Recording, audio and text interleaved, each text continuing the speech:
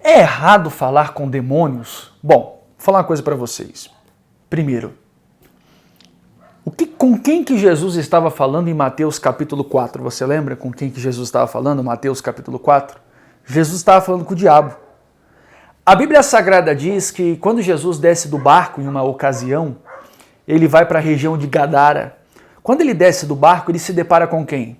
Com um gadareno, com uma legião. E ele pergunta, Jesus pergunta, quantos vocês são?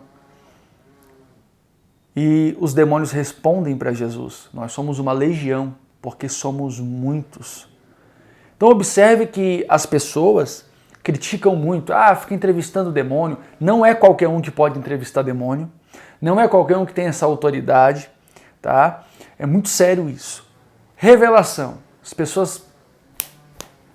Esse negócio de revelação não existe, e não sei o que, e parará, parará. Bom, o ministério de revelação foi manifestado na vida de Jesus. Não vou nem usar o Antigo Testamento para não assustar vocês, que lá é repleto.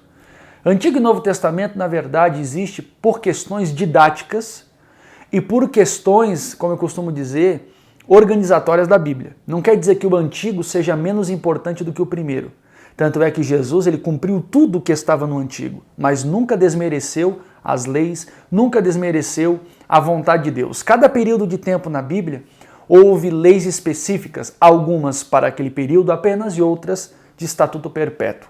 Mas isso é um outro vídeo que eu vou gravar para estar trazendo luz à sua mente. Primeiro, a Bíblia diz que a primeira revelação que Jesus traz, observe, a primeira revelação que Jesus traz foi no Evangelho de João, quando a mulher samaritana senta num poço, Jesus senta no poço e uma mulher está tirando água e ele revela a vida dela.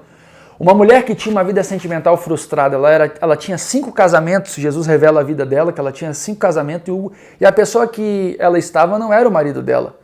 Observe uma pessoa frustrada sentimentalmente que recebeu uma revelação precisa e pontual do próprio Jesus. Jesus, em outra ocasião na Bíblia, você vai encontrar no Novo Testamento, como alguns costumam dizer, mas para mim Bíblia é Bíblia, Antigo e Novo, para mim é Bíblia.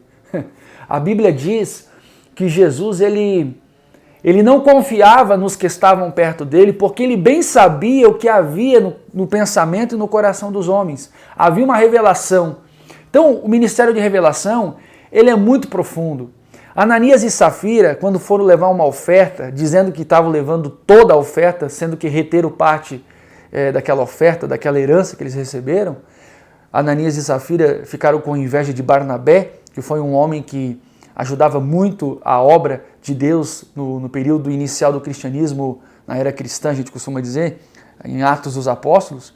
Observe que Ananias e Safira mentiram, e a Bíblia diz que para Pedro foi revelada a mentira deles. Tanto é que Pedro, ele diz assim, por que vocês deixaram Satanás encher o coração de vocês? Vocês não estão mentindo ao homem, vocês estão mentindo a Deus. Então observe que a revelação ela é algo profundo. Há igrejas no Brasil que não gostam de revelação. Há pastores no Brasil que não gostam de revelação. Há membros de igreja que não gostam de estar numa igreja que tem revelação. Por quê? Porque em toda a Bíblia você vai entender uma coisa. Aonde há revelação e profecia, o pecado não se cria.